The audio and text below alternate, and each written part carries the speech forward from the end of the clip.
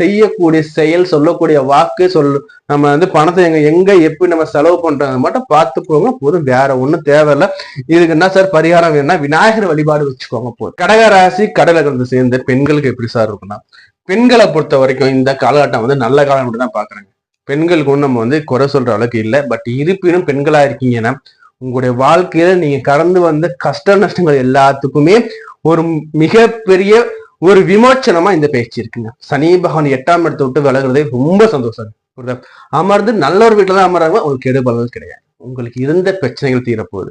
கணவன் மனைவிகளை இந்த கருத்து வேறுபாடு தீரப்போகுது. உங்களை அவதூறாக பேசிய எல்லாரும் ஒட்ட வந்து சரணாகதி அடைய போறாங்க. நல்லா இருக்க போறீங்க. நல்ல மாதிரி சூழ்நிலை அமைய போகுது. உங்களுக்கு நல்ல வேலை கிடைக்க போகுது. வேலை தேடுனவங்க நல்ல வேலை கிடைக்க போகுது. உங்களுக்கு வேலையில இருந்த பிரச்சனை இடைவெளி எல்லாமே விலக போகுது. உங்களுடைய வாழ்க்கையில இனி வசந்த காலமே. அடுத்தபடியா மாணவர்களுக்கு எப்படி சார் இருக்க போகுதுன்னா, மாணவர்களை பொறுத்த வரைக்கும் இந்த காலகட்டம் நல்லா இருக்கு. கான்பிடன்ட் நல்லா இருக்கும். படிக்கிற முறையும் நல்லாக இருக்கும். அதே மாதிரி ஒரு ஹையர் எஜுகேஷன் படிக்கணும், நான் வெளியூர் போய் படிக்க போறேன், வெளிநாட்டுல படிக்க போறேன், இந்த வாய்ப்புகள் கைகூடி வர காலமா நான் பார்க்க போறேன். இந்த காலகட்டத்துல பாத்தீங்கன்னா கூடா நட்பு கேள்வி முடியுமே, தேவையில்லாத அவகாசம் வேண்டாம். உங்க வேலை என்னவோ அதை மட்டும் பாருங்க. ஏன் நான் இப்படி சொல்றேன்னா, ஏன்னா 9ல சனி இருக்கும்போது நமக்கு ஒரு சில இடையூறுகள் கொடுக்கும். நான் படிக்கும்போது நமக்கு ஒரு சில இடையூறுகள், அந்த இடையூறு எப்படி வரும் பார்த்தீங்கன்னா வந்து 7ஆம் இடம் இது மாதிரி கொஞ்சம் வரும். ஸோ அதனால அது வேண்டாம். ஸோ அப்படி இருக்கும்போது என்ன பண்ணுங்க, படிப்புல கவனமா இருந்துக்கோங்க. சீனியர் சிட்டிசனை பொறுத்த வரைக்கும் என்ன சார் பண்ணணும், இன்வெஸ்ட் பண்ணலாமான்னா உங்களுக்கு இருந்த மிகப்பெரிய தடைக்கல்லே விலகுதுங்க. இருந்த பிரச்சனைகள் எல்லாமே விலகுங்க. இருப்பினும் என்ன பண்ணுங்க, பெரிய லெவல் முதலீடுகள் எதுவும் வேண்டாம்.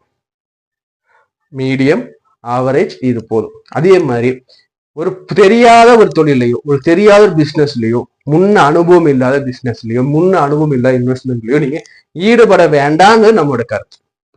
ஒரு சுயஜாத அடிப்படையில நீங்க வந்து பண்ணணும்னு நினைக்கிறேன், தசாபுத்தி நீங்க பண்ணிக்கோங்க, பிரச்சனை இல்லை. ஆனா வந்து பொதுவான பலன் எடுத்து சொல்லும் போது மிகப்பெரிய முதலீடுகள் எதுவும் வேண்டாம். உங்களுக்கு தெரிஞ்ச முதலீடுகள் செய்யுங்க. தெரிஞ்ச இடத்துல மட்டும் நீங்க பணப்புழக்கம் வச்சுக்கோங்க.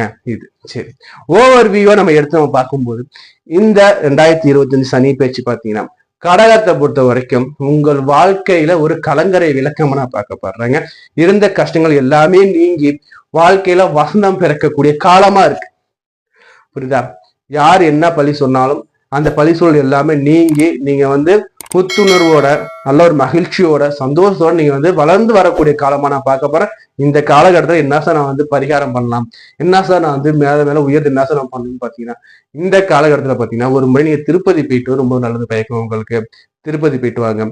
அதே மாதிரி பாத்தீங்கன்னா உங்களுக்கு வந்து இந்த சிவன் வழிபாடு இருக்கு பாத்தீங்களா, சிவ வழிபாடு ரொம்ப ரொம்ப நல்லது பயக்குங்க. அதாவது பார்வதி பரமேஸ்வரன் தம்பதியோட இருக்காங்கன்னா அந்த சிவனை வந்து திங்கட்கிழமை ஏதோ ஒரு வழிபாடு பண்றதும்,